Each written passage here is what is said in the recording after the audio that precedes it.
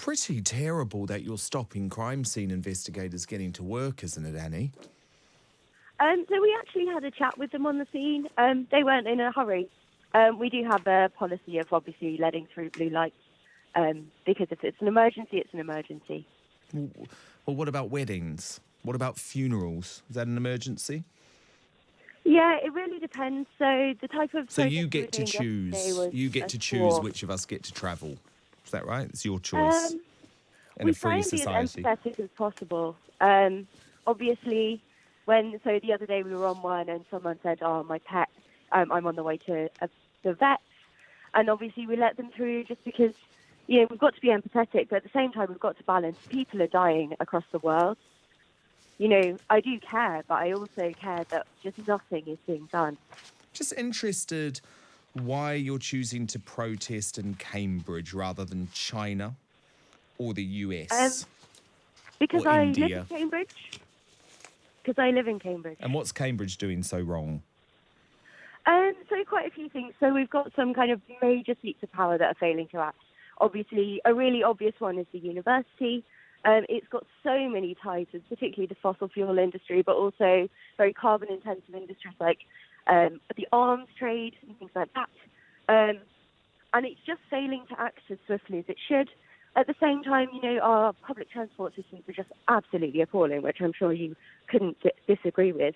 And the councils are just failing to act on that. But isn't it the way you're doing things? Isn't it the way you're doing things, Annie? I was fascinated by this letter sent to you by a local, and I wanted you to respond to it. I'm not sure if you've actually read the letter yet, but it said, "Dear Extinction Rebellion, Cambridge, I completely agree with your aims and approve of highlighting the climate emergency the planet faces. However, in order to win this battle over the long term, we need to have the public on our side. This is absolutely vital. With the public largely on side, politicians will have no choice but to listen. Yesterday morning, I drove past the protest, completely blocking cars entering the BP petrol station as they attempted to head into town across the Elizabeth Way Bridge.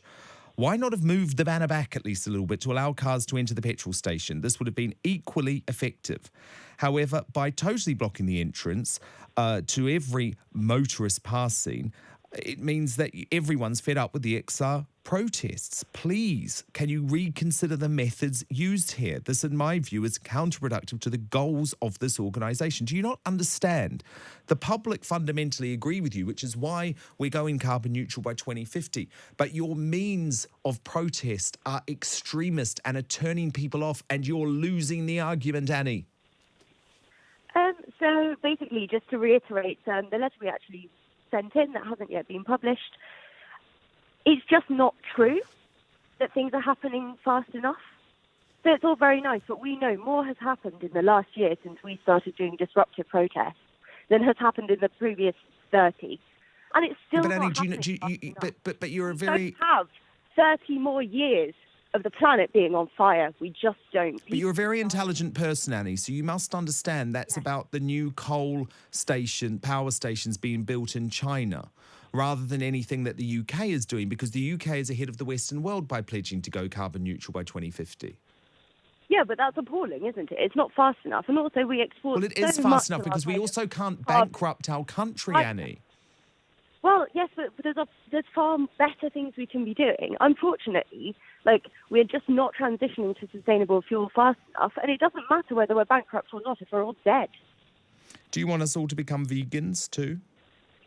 I don't particularly think that sort of individual action matters as much as the sort of state action, because just in terms of the scale of things, I personally don't eat meat, and it is sort of animal agriculture is really, really carbon intensive, but just as What far about as I'm flights? concerned, it's Do you take any responsibility of flights? States. I don't personally know, but I'm not here to judge people who do. And how old are you? Are you a student, or are you working, or what's your setup? I'm 26 and I work for one of the colleges of the University of Cambridge. And so you're never going to see the world, Annie? I tried, I travelled a bit before I realised quite how bad the situation was.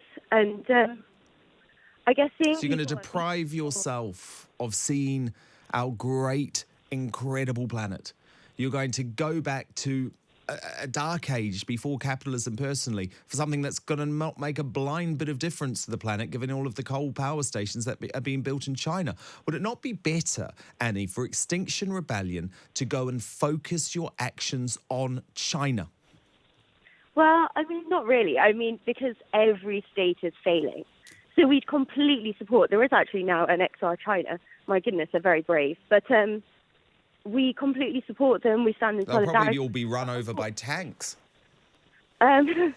Yeah, it's terrible. It's a level of bravery. Okay, well, Annie, go away and have a think and come back on, because I think Extinction Rebellion needs to think a lot more about China, in all seriousness, because this is futile, what you're doing at a BP station in Cambridge. It's futile. I don't mean to be patronising, but it's futile. You can't just blame third world countries. For, well, China's not a third world country, is it? We participate, second world, sorry, but we participate in the same system. We are allowing this, we're enabling it. Our government has the ability and the responsibility to work internationally to do this. Well, we can't stop China building coal power stations, can we? Yes, we can. How? Yeah, we can. How? Through treaties, through, international cooperation. I mean, it's, really uncontroversial. It's not even particularly radical to suggest that the solution to a lot of these things is through international cooperation and treaties. Are you going to ever praise the British government, by the way, for being... making more progress than any other G20 nation? When they make fast enough progress, sure. Okay. But, so some places, some cities are doing really, really good jobs now. You do know China emits the same level of greenhouse gases as the USA and Europe combined. Are you aware of that? Yes, yeah, of course I am. Okay, well, go away and have a think and come back when you're going to focus your protests on China. But that's very good to have you here, Annie.